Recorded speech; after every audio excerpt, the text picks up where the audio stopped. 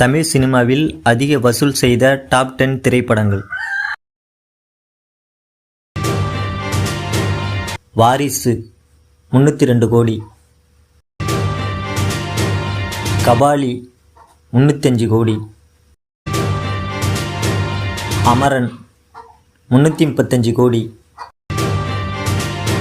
பொன்னியின் செல்வன் 2 345 கோடி, தி கிரேஸ்ட் of the all time 456 கோடி, விக்ரம் 500 கோடி, பொன்னியின் செல்வன் 1 500 கோடி, லியோ 620 கோடி, ஜெயிலர் 650 கோடி,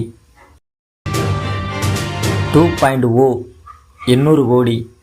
இந்த 10 திரைப்படங்களில் உங்கள் ஃபேவரட் படம் எதுன்னு கமெண்டில் சொல்லிவிடுங்க.